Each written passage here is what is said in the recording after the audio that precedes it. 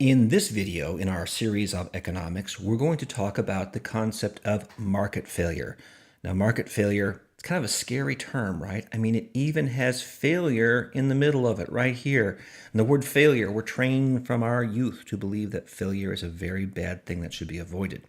Well, market failure is sometimes bad, sometimes annoying, and sometimes it's just something we want to tweak and improve a little bit. But we're going to talk about it in a broader context so we can understand the concept of market failure and why it's important and what we should do about it. Now, to be fair, you can take a group of Nobel Prize winning economists, and if you locked them in a room and said, talk about market failure and lock the door, then somebody's going to come out with a bloody nose because they're going to argue for hours about all the nuances and details. We're going to stay out of the weeds on this one. We're going to let all those details step aside for the moment. They're important, but we'll get back to those. Right now, we need to understand the concept of a market failure.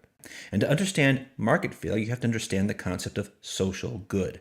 And for our conversation here, social good equals total good of some sort of activity minus the total cost. Importantly, the total cost to everyone involved. That's kind of the difference here.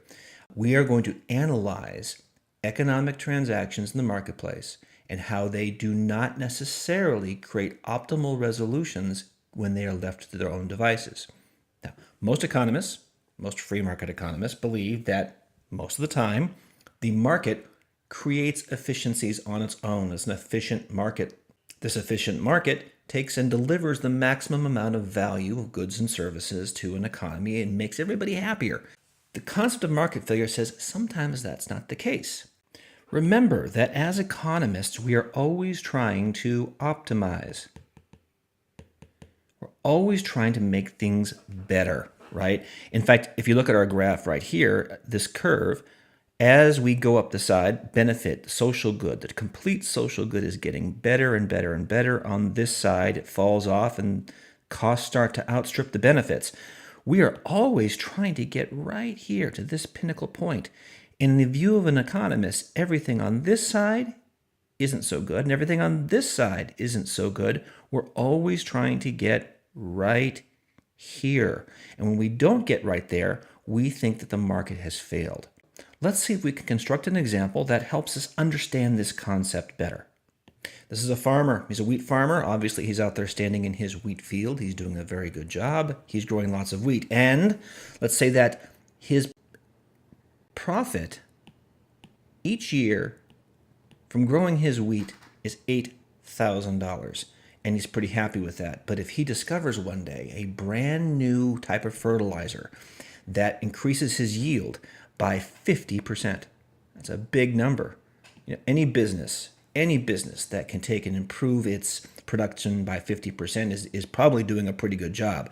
So what does that mean? Well, $8,000 increased by 50% equals $12,000.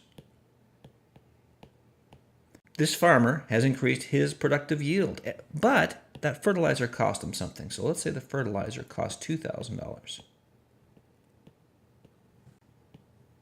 But the additional cost of $2,000 worth of fertilizer equals $10,000.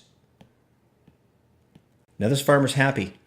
Obviously, he did something that he thinks is pretty smart. Before he used the fertilizer, $8,000. After he used the fertilizer, $12,000, and it only cost him $2,000. So the net difference is now $10,000. That's how much profit he makes now. Before he was making $8,000 in profit, and now he's making $10,000 in profit. And from the point of view of the farmer, this is a no-brainer, right? I mean, he would be foolish not to do this. By spending $2,000, he gets to net $2,000 more worth of profit. Well, maybe. But let's see if we can construct an example in which the farmer's activities, his economic activity, impacts more than just him. Let's say you have a fisherman. This is Mr. Fisherman. So let's say this fisherman has been fishing for years in a river that runs nearby this farm, and that he's been pulling about $5,000 worth of fish every year out of that river. So what happens if that fertilizer, some of that runoff and runs into the river, what if it kills all the fish?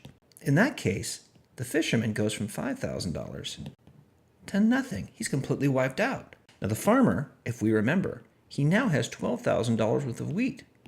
He's happy. The fisherman has no way to control the actions of the farmer, and the farmer has no incentive and not even any knowledge really about the fish are being impacted. So let's analyze this a little bit from kind of a before and after perspective. So before the fertilizer, there was $8,000 worth of grain, and there was $5,000 worth of fish, for a total of $13,000 worth of goods and services. And people had both fish and they had wheat to eat. After, what does it look like now? Well, now there's $12,000 worth of wheat. So that's good, right? We have $12,000 worth of wheat. But there's no fish. So the economy has $12,000 worth of goods and services and less selection. People can't choose between wheat and fish. They can only have wheat in this case. The economy as a whole has gone from $13,000 worth of production to $12,000 worth of production. This is an example of a type of market failure, but the concept we want you to pick up from this is that in this free market situation where the farmer is left to his own devices to seek his own best interests, and the fisherman is left to his own devices to seek his own best interests, something happened in the marketplace that made it non-optimal. All of us would agree that reducing the amount of goods and services in the marketplace and decreasing choice in the marketplace is probably not optimal. And that's what would happen in this specific set of circumstances we've outlined here. This is an example of a type of market failure due to an externality.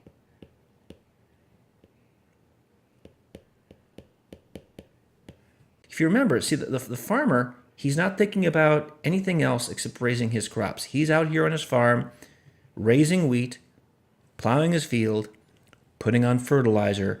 That's his world. That's his transaction. But what he wasn't aware is that something in this, his activity, had an external impact outside of his individual transaction. That's why it's called an externality. Now, externalities are a very specific type of market failure. By the way, it's important to say right now, externalities can be good. Externalities can be bad. Externalities can be neutral and have almost no impact on the overall economy. But we're constructing this specifically to prove our point, right? This externality is due to a specific type of market failure, nature of the goods. So what does that mean? Well, it means that there's something specific with regard to wheat and the fertilizer and the fish that's impacting and causing this market failure. But there are other types. There's actually 3 types. There's also market failures due to the nature of the market. There's something about the marketplace itself that creates an inefficiency or a non-optimal result. There's also one other type, and it's market failures due to the nature of the exchange. Now, these are interesting. Nature of exchanges, market failures, are usually due to things like transaction costs. We'll cover that later on. And it doesn't necessarily mean that market's being harmed. It just means that there's so much friction in the marketplace that we're not getting the maximized result from the potential value of the transaction. Now, are there examples of these other types of market failures? And perhaps more importantly, what can we or should we do about market failures when we find them? We're going to cover those in our next videos.